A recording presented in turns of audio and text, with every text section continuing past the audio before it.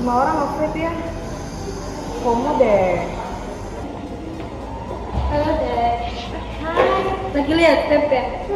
FOMO deh pingin nyoba vape. Kan katanya juga vape ini kan nggak bahaya nggak sih? Iya sih, lagi nge-hype gitu vape. Iya makanya itu.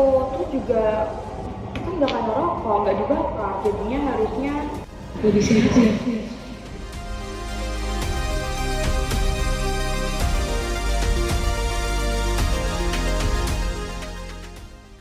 Banyak sekali orang yang lebih tertarik pada vape karena mereka menganggap vape itu lebih aman.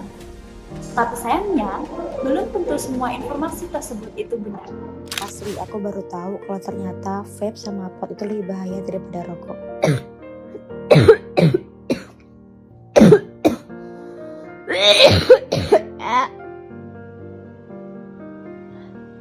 Aku sampai kena radang paru-paru gara-gara setiap hari hampir pakai rokok elektronik. Jadi buat yang mau coba-coba pakai vape atau pot, mending kata aku jangan deh. Vape bukan hanya uap air. Uapnya mengandung banyak sekali bahan kimia berbahaya seperti formaldehida, logam berat, dan juga partikel-partikel halus. Zat-zat tadi dapat merusak paru-paru dan meningkatkan resiko gangguan pernafasan. Bahkan dapat menyebabkan penyakit yang sangat langka. Salah satunya yaitu popcorn lung. Ini bikin nafas kamu sesak dan juga paru-parumu dapat rusak secara permanen loh.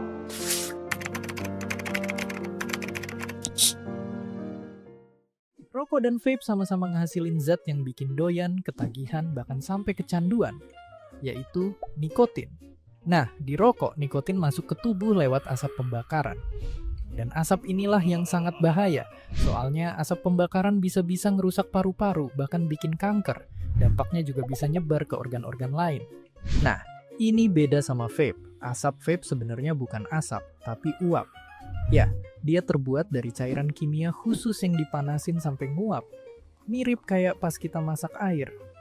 Proses inilah yang bikin vape dianggap lebih aman dibanding rokok. Ada zat-zat di vape yang emang udah terbukti aman kalau dalam bentuk cairan.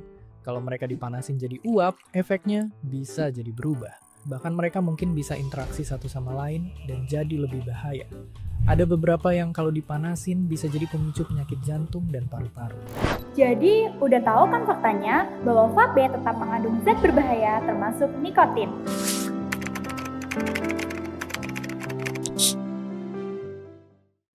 Kecanduan gak akan terjadi sebelum kita menikmati sesuatu pertama kali. Pengalaman pertama yang menyenangkan itu membuat otak kita menghasilkan dopamin, zat yang membuat efek kenikmatan.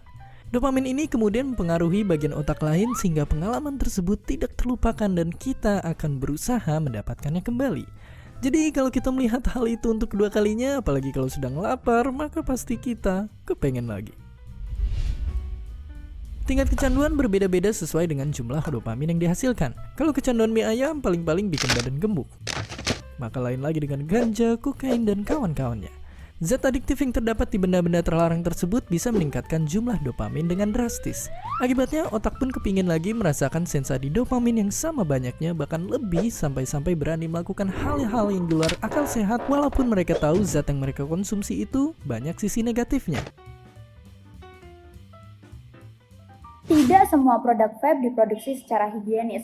Bahkan beberapa tidak memiliki standar keamanan yang Jelas.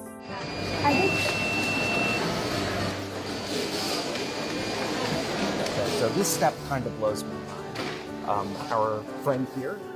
Ada juga kasus cairan vape yang dicampur dengan zat berbahaya, termasuk narkotika. Hal ini tentu meningkatkan resiko yang lebih serius bagi kesehatan. Beberapa negara maju bahkan sudah melarang vape secara ketat. Di Singapura contohnya, penggunaan dan penjualan vape sudah dilarang secara ketat karena dinilai dapat mengganggu kesehatan masyarakat.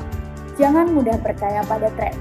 Cari fakta, pahami risikonya, dan buat keputusan dengan bijak.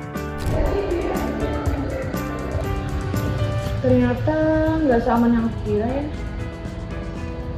Awalnya cuma percaya kata orang, tapi ternyata faktanya beda jauh. Jay, gimana lah? Jadi nyoba vape kamu? Enggak ah, ternyata bahaya banget tuh.